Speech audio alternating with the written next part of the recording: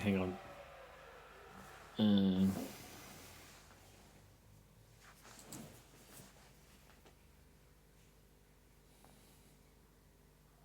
Just putting the finishing touches on your portrait. Yep. There you go. Looks just like you. Do you think? Yes, today we're having a look at the Samsung Galaxy Tab S10 FE, and in fact we're also having a look at the Samsung Galaxy Tab S10 FE Plus as well. So hang on, can I do this? Pretty tricky. Oh, let's not break them. So yeah, 2 tablets in 1 review. Dodgy. So one is, as you can see, that one is 13.1 inches. This one is 10.9. So other than that, that's really the only difference between these 2 tablets. Minus the fact that there's a bigger battery in the bigger tablet, which is kind of what you'd expect because, of course, it's got a bigger display and that takes more power to. So, yeah, whether or not the charge actually lasts longer in this, it does seem to with that bigger battery. But there's good battery life on both of them. But yeah, so other than that, it's the same chip.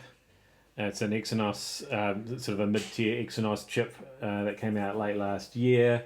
So it's not the top of the line processor. I haven't had any problems with multitasking and gaming and browsing and doing several things at once. So yeah, I'm pretty happy with that. Chip seems to do the job. So same chip in both of them, same camera, front and back.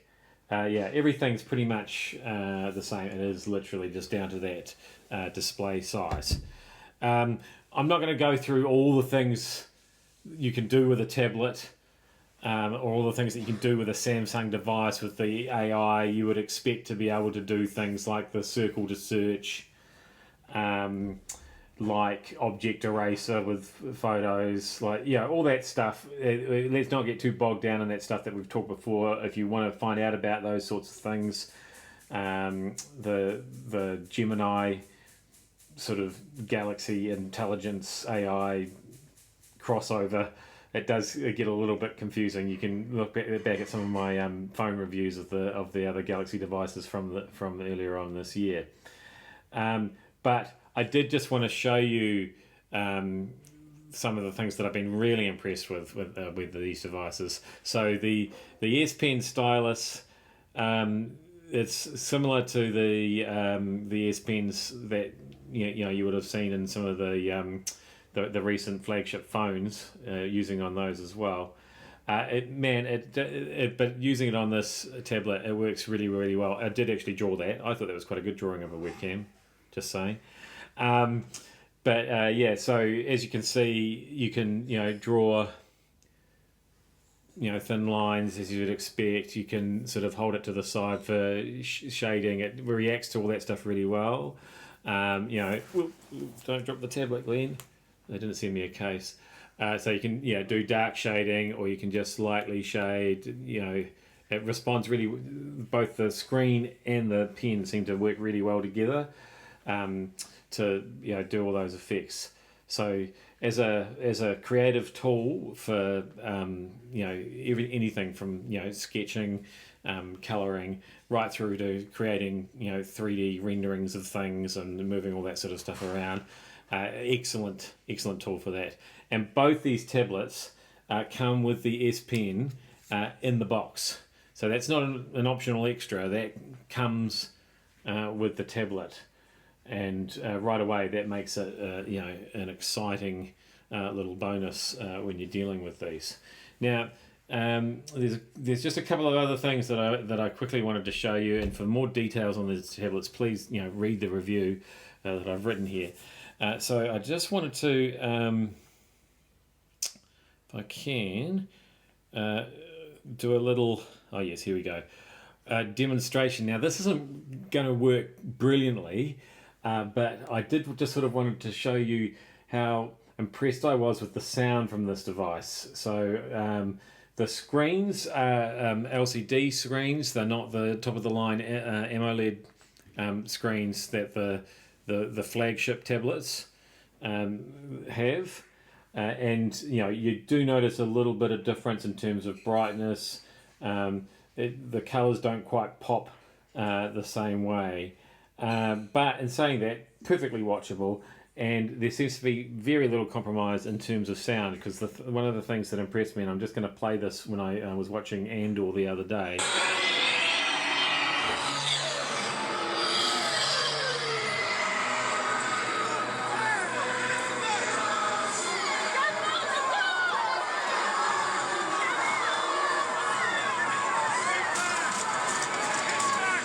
Now, it's not really going to come across from me just playing that into the mic. And it probably has now got this video banned on YouTube in various different countries around the world because I'm playing that copyrighted content. But I did, hopefully you get some impression of just what a full sound is generated from both these tablets, the smaller one and the larger one. So there's just these two stereo speakers, one on each side there, and yet when you're watching this, even if you've just got it sitting on a bench top like I was the other day, I was cooking dinner, I was watching Andor at the same time, and I just had to stop what I was doing because I couldn't believe the atmosphere it was creating with that sound. So yeah, that was really good, and I almost ruined dinner as a result of that. Now, and just one more thing, I just want to go back to DeX mode. Now, that's not my accent. DEX mode is what Samsung calls it when you use your tablet more like a laptop than like a phone, for example. And so, yeah, the Samsung tablets, they do have the selfie camera on the longer landscape edge, which leads you to believe that they're probably thinking you're more likely to use it in landscape rather than in portrait. And so you can actually, regardless of what sort of case or Bluetooth accessory you might want to use with it, you can kind of use this device as a laptop. And I've done it a really easy way because I've got just a little stand like this, and you can just pop that in there, and then it becomes a kind of an all-in-one computer. See how it just sits in that stand like that, and at that point. You can pair a wireless keyboard, you can pair a mouse, you can pair a game controller, no problem at all. And so if I can show you in DeX mode, I can now Alt-Tab, around there just like I would, using a computer keyboard, because I am using a computer keyboard, that's what's paired with it. And as you can see, a little taskbar appears along the bottom with the different apps that I've been using, and that's me working on my review for these devices right there, because I'm just going tap on the keyboard just like I would on a desktop computer. So yeah, that's DeX mode. It's sort of it's maturing all the time, and it's actually really usable now. The cursor appears when you're using a mouse just like it normally would. There you go, it's floating around there on the screen. So yeah, it really these devices, these Samsung devices, have really become the sort of the everything to everyone kind of a device, one device for a lot of different use cases. So yep, there you have it. I know it's a tricky name. Fan Edition is what FE stands for. So basically, it just means that they've taken away some of the high end features. Like I say, it's not that high end panel. That's where the biggest compromise has been made. And also, you're not getting a flagship processor per se. You're getting a more mid-tier processor. But I've certainly been impressed. Certainly impressed with the sound. Definitely impressed with the fact that you get an S Pen in the box and how well that S Pen works.